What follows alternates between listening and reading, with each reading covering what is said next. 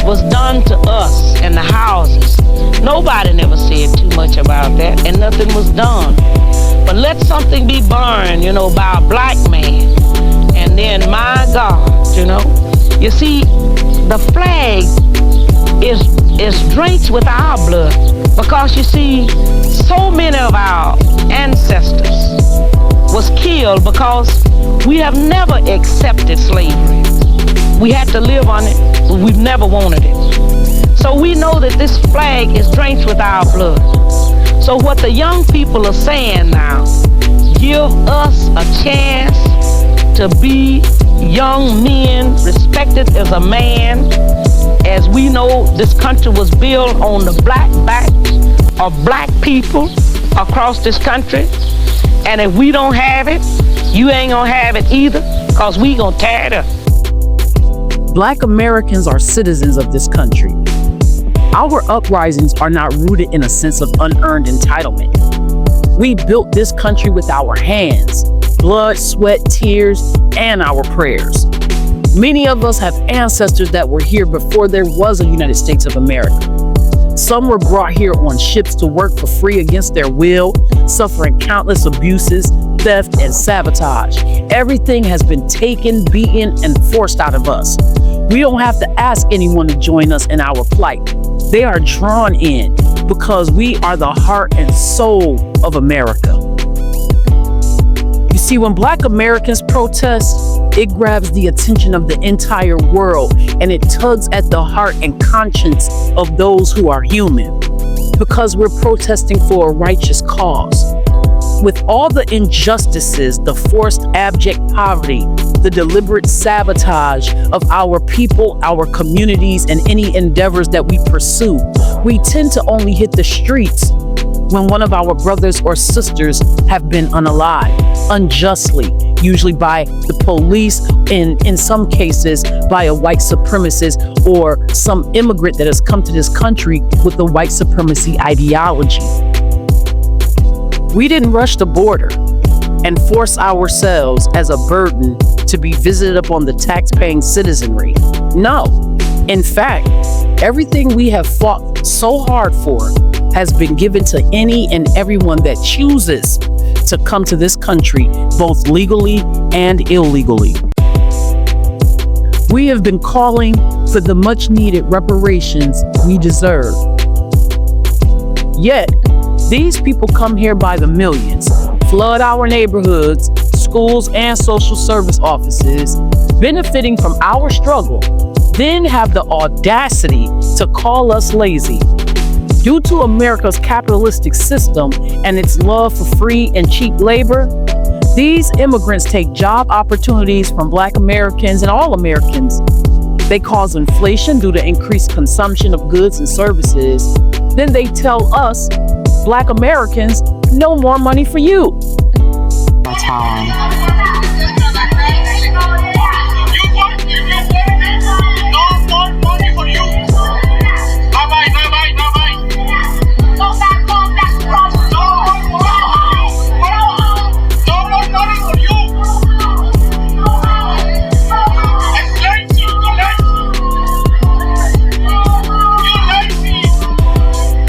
We are not asking for anything not owed to us as citizens of this nation. In fact, we are hardly demanding what is due to us, not only in the name of our ancestors, but also what is owed to us for our own suffering and that of previous generations. Our pleas have been either mocked or outright ignored, but the nation has over $150 billion to give to foreign nationals. Aileen King, I saw your children yesterday at the Okeechobee camp. Why didn't you put them in the nursery? I don't make enough to pay for it. How much does it cost to put them in? 85 cents. 85 cents. That's right. Aileen, what time did you come out the field this morning? 6 o'clock. What time would you get home? About 3:30, 4 o'clock. 6 this morning to 4 o'clock this afternoon. That's right. How much did you earn? $1. Right now, the state is footing the bill for what they call temporary housing, apartments and homes that are rented out for migrants. The state is paying on the high end $9,000 in rental assistance over a 6-month period of time. With that comes help moving in and a starter kit to furnish the apartment. Do you remember how the migrants didn't like the food provided to them and were throwing it away? So New York gave them food stamp cards to buy their cultural foods, plus money for personal care items and diapers for their babies? Who says large bags of sandwiches, bagels, and other food get thrown out daily because the migrants would rather make their own food.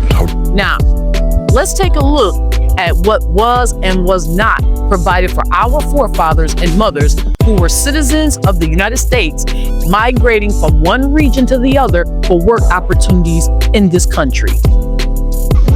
The migrant mission serves 1/2 pint of milk and 1 cracker to each child. This is their lunch.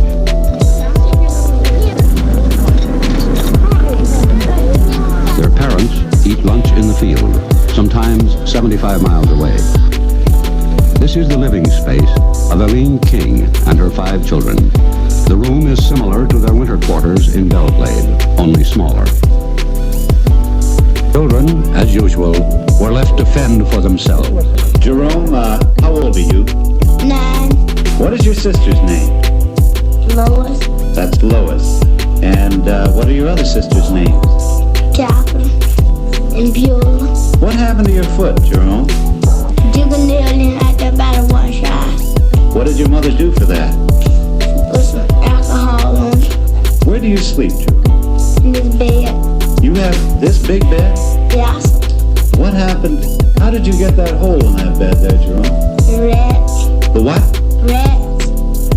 Now, Jerome, you are taking care of Kathy, of Beulah, and Lois. Yes. Now, are you going to give them lunch today? Yes. What are you going to feed them? I don't know. Do you have any food here to give them? Yes. What time does your mother come home? I don't know. So you see, if anybody or group of people have a reason to tear this country up, it's Black Americans.